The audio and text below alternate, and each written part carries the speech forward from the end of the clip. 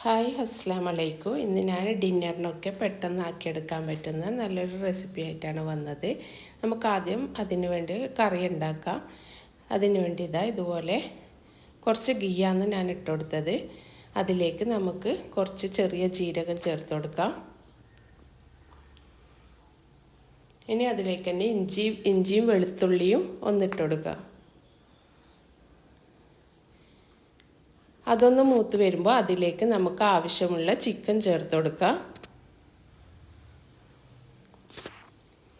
Chicken ഒരു 5 minute അതിലേക്ക് നമുക്കൊന്ന് നന്നായി ഇളക്കിയെടുക്കാം.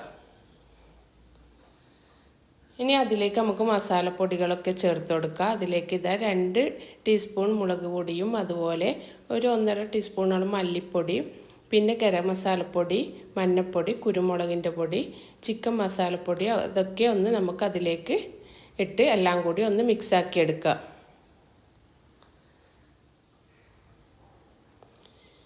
അതിലേക്ക് ആവശ്യത്തിന് ഉപ്പും ചേർത്ത് അതൊന്ന് മിക്സാക്കിയതിന് ശേഷം നമുക്കതിലേക്ക് ഞാനിപ്പോൾ 2 സവാളയാണ് എടുത്തത്. അപ്പോൾ ഒരു വലിയ തക്കാളി എടുത്തിട്ടുണ്ട്. അപ്പോൾ നമുക്ക് ആദ്യം ഉള്ളി മാത്രം അതിലേക്ക് ഇട്ട് കൊടുക്കാം. എന്നിട്ട് അതൊക്കെ ഒന്ന് മിക്സാക്കിയിട്ട് നമുക്കൊന്ന് അടച്ചു വെച്ച് കുറച്ച് സമയം ഒന്ന് അടച്ചു വെക്കാം. പിന്നെ അതൊന്ന് തിളച്ച് വരുമ്പോൾ നമുക്കതിലേക്ക് തക്കാളി ചേർത്ത് കൊടുക്കാം. പിന്നെ അതിലേക്ക് നമുക്കൊരു 1/2 കപ്പോളം കുറച്ച് വെള്ളം ചേർത്ത് കൊടുക്കുക. കുറച്ച് ചേർത്താൽ മതി, കൂടുതൽ ചേർക്കണ്ട. എന്നിട്ട് പിന്നെ ഇതുപോലെ നമുക്ക് അതിൽ നിൻ്റെ ചിക്കൻ്റെ വെള്ളമൊക്കെ തന്നെ ആയിട്ട് അതൊന്ന് വെന്ത് വന്നതിന് ശേഷം ഇതുപോലെ നമുക്ക് പുളിയില്ലാത്ത നല്ല കട്ട തൈരെടുക്കുക. അതൊന്ന് നന്നായി മിക്സാക്കി എടുത്തതിന് ശേഷം കറിയൊക്കെ ആയതിന് ശേഷം ചിക്കനൊക്കെ വെന്തതിന് ശേഷം നമുക്ക് ലാസ്റ്റ് ഇതൊന്ന് ചേർത്ത് കൊടുക്കുക. നമ്മൾ ഈ തൈരും കൂടി ചേർത്തിട്ട് കൂടുതൽ തിളപ്പിക്കണ്ട. അതൊന്ന് ഓഫാക്കി അതിൻ്റെ മേൽ കസൂരി മേത്തിയൊക്കെ ഇട്ടതാണ്.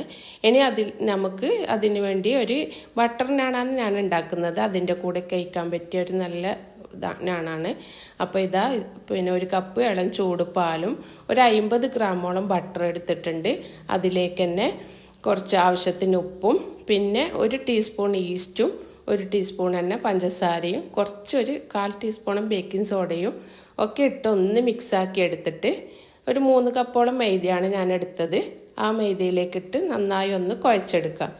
എന്നിട്ട് നമുക്കൊരു 1.5 മണിക്കൂർ അതൊന്ന് റെസ്റ്റ് ചെയ്യാൻ വേണ്ടി മാറ്റി വെക്കാം.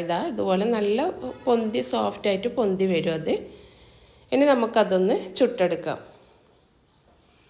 ഇതുപോലെ നമുക്ക് ഓരോന്നും പരത്തി നേരെ പകുതിയായി കട്ട് ചെയ്തിട്ട് ഇതുപോലെ നല്ലൊരു കട്ടിയുള്ളൊരു പാനിൽ നമുക്കിട്ടിട്ട് ഒന്ന് തിരിച്ചും മറിച്ചൊക്കെ ഇട്ട് നമുക്കിതൊന്ന് ആക്കിയെടുക്കാം. നല്ല സോഫ്റ്റാണ് ഈ ബട്ടർ നാൻ. പിന്നെ ബട്ടർ ഇതുപോലെ മേലിൽ സ്പ്രെഡ് ചെയ്യുന്നുണ്ടെങ്കിൽ ചെയ്താൽ മതി. അതിൻ്റെ ആവശ്യമൊന്നുമില്ല. നമ്മൾ നന്നായി ബട്ടർ ചേർത്തിട്ട് കുഴച്ചെടുത്തതാണല്ലോ. അതുകൊണ്ട് നല്ല സോഫ്റ്റായ നല്ല ടേസ്റ്റിയായ നല്ല നാണാണ്. ഇതുപോലെ ഒന്ന് ഉണ്ടാക്കി നോക്കാം. അതിന് കൂട്ടാൻ പറ്റിയ നല്ലൊരു കറിയുമാണ്. അതുപോലെ കറിയും നമുക്ക് പെട്ടെന്ന് ആക്കിയെടുക്കാൻ പറ്റുന്നതാണ്.